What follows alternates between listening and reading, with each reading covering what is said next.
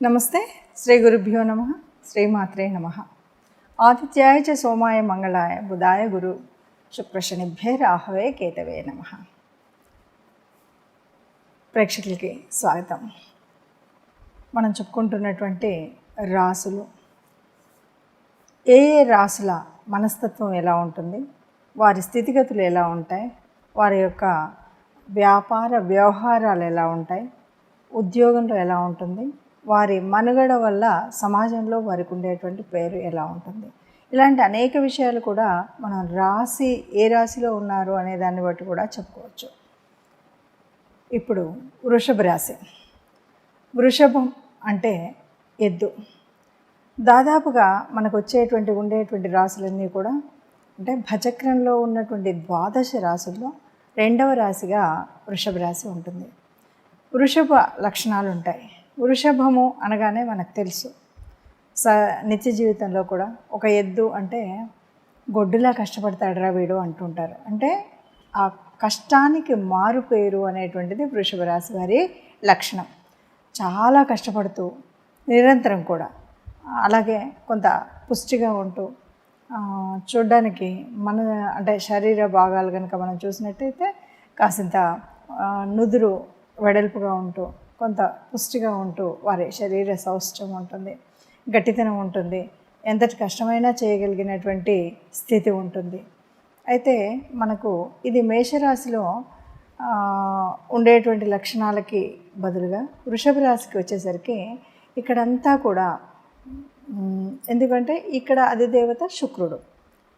ఈ శుక్రుడు ఎప్పుడూ కూడా ప్రేమ వ్యవహారాలు, ప్రేమ స్థితి, ప్రేమకు అనుగుణంగా చక్కటి కళలు, ఇంకా మనం ఏమంటాం మోడర్న్ ఆర్ట్స్ అంటారు కదా, ఇలాంటివన్నీ కలిగి ఉన్నటువంటి గుణాలు కలిగి ఉన్నటువంటి వాడు అంటే శుక్రుడు అధిదేవతగా ఉన్నప్పుడు.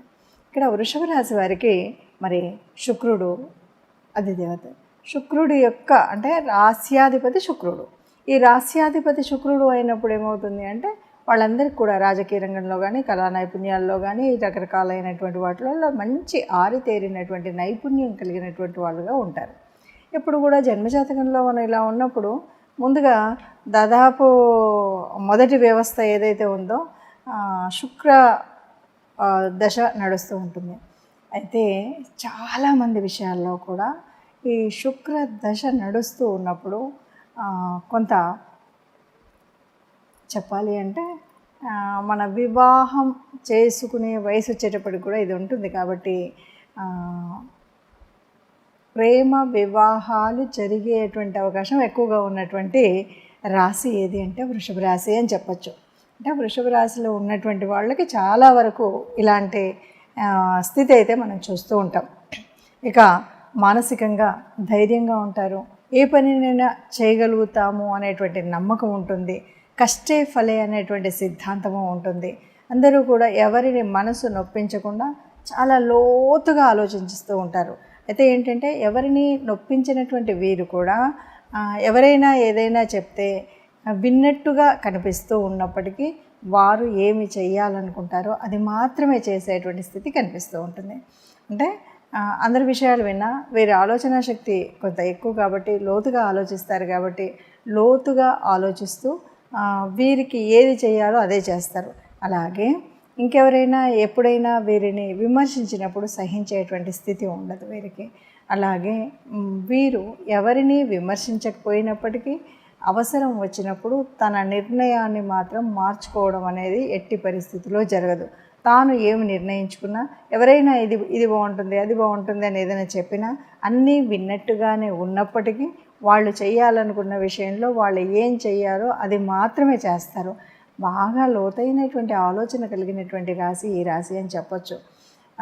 ఇక ముఖ్యంగా ఇక్కడ మనం చెప్పాల్సింది ఏంటంటే ఈ రాశి ఒకటే కాకుండా అంటే వాళ్ళకి మిగతా నవగ్రహాలు ఎక్కడెక్కడ ఉన్నాయి, ఆ గ్రహాల యొక్క స్థితిగతులను బట్టి కూడా కొంత మార్పులు చేర్పులు అనేటువంటివి ఉంటాయి.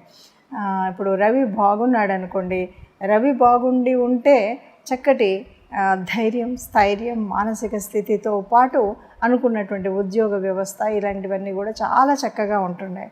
అలాగే ఇప్పుడు చంద్రదశలో ఎలా ఉంటుంది అంటే చక్కటి మనస్తత్వం కలిగి చక్కగా ఉంటూ ఉంటుంది. రవి దశలో చక్కటి ధైర్యం, స్థైర్యం ఇలా ఉంటాయి. తదుపరి కుజదశ, ఇక్కడ కూడా మరి కుజుడు బాగుండి ఉంటే ఒక రకమైనటువంటి ఉద్యోగ వ్యవస్థలో, ఏ రక్షణ వ్యవస్థలో వాటిలలో చక్కటి ఉద్యోగాలు తెచ్చుకునేటువంటి అవకాశాలు ఇలా ఉంటాయి. కానీ ఒకవేళ ఈ గ్రహాలు కొంత అంటే చెడు స్థానంలో ఉండడం కానీ ఇలాంటివి ఏవైనా జరిగినప్పుడు పూర్తిగా ఆపోజిట్గా ఉంటూ ఉంటుంది. అందుకని వృషభ రాశిలో ఉన్నటువంటి వారి యొక్క ఆలోచన శక్తి ఎక్కువగా ఉంటుంది, ధైర్యం ఉంటుంది, స్థైర్యం ఉంటుంది. కాబట్టి వారు అనుకున్న వరకు చాలా వరకు చేయగలుగుతారు. మానసిక స్థితి గట్టిగా ఉంటుంది. తాము అనుకున్నటువంటిది ఎంత గట్టిదైనా, ఎంత పెద్దదైనా ఆ పనిని పూర్తి చేసే అవకాశం ఉంటుంది. కానీ గ్రహ అనుకూలత లేనప్పుడు కొన్నిసార్లు ఇలాంటి కొద్దిగా ఇబ్బందులు పడేటువంటి పరిస్థితి కూడా ఉంటుంది. మనకు చూడడానికి మెతగ్గా కనపడుతూనే వాళ్ళు అనుకున్నటువంటి విషయాన్ని సాధించడంలో వజ్ర సంకల్పం, వజ్రతుల్యంలాగా ఉండేటువంటి స్థితి ఈ రాశి వారికి ఉంటుంది. ఇంకా చెప్పాలి అంటే మనం కష్టాన్ని నమ్ముకున్న వాళ్ళు ఎవరు ఎప్పుడు చెడిపోరు కదా. అలాగే వృషభ రాశి వారు ఎప్పుడు కూడా కష్టపడినప్పుడు వారు ఎక్కడ ఏ రకంగా ఏ రాశిలో ఏ గ్రహం ఉన్నప్పటికీ, ఏ స్థితి ఉన్నప్పటికీ కూడా నష్టపోయే స్థితి ఉండదు.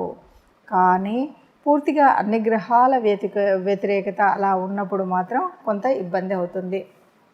ఇంకా నక్షత్ర రీత్యా కనుక వీళ్ళు చూసి అంటే వృషభ రాశి అనగానే మనకు వృషభ రాశిలో మనకు ప్రారంభమయ్యేటువంటిది మొదటిగా కృత్తికా నక్షత్రము ఇందులోనే ఉంటుంది. అంటే మేషరాశిలో 1వ పాదం ఉన్నటువంటి కృత్తికా రాశి 2, 3, 4 పాదాలు ఇందులోకి వస్తాయి. మనకు తెలుసు ప్రతి రాశిలో కూడా అంటే 9 పాదాలు కలిస్తే అంటే ఒక రాశిలో 4 పాదాలు, అలా 9 పాదాలు కలిస్తే ఒక రాశి అవుతుంది. అలా వృషభ రాశిలో మొట్టమొదటిగా కృత్తికా నక్షత్రం మొదటి నక్షత్రంగా మనకు వృషభ రాశిలో కనిపిస్తుంది. అయితే రాశి ప్రభావాన్ని బట్టి నక్షత్రాల్లో ఉన్నటువంటి నక్షత్రాల అధిదేవత ఈ రెండు కలిసినప్పుడు మనకు తెలుస్తుంది. అంటే వృషభ రాశిలో ఉండేటువంటి మిగతా నక్షత్రాల యొక్క స్థితిని బట్టి కూడా వీళ్ళ యొక్క ఆలోచన, వీళ్ళ యొక్క నడవడి, వీళ్ళ యొక్క ప్రవర్తన అనేది మనకు కనిపిస్తుంది. కాబట్టి వృషభ అనగానే ఒక ఎద్దును పోలినటువంటి నక్షత్ర మండలి మనకు కనిపిస్తే ఈ నక్షత్రం చాలా మనకి శ్రమపడి సాధించుకొని లోతైన ఆలోచన కలిగి చక్కటి వివరణలే సంఘంలో, సమాజంలో చక్కటి విలువ కలిగినటువంటి వాళ్ళు ఈ వృషభ రాశి వారు.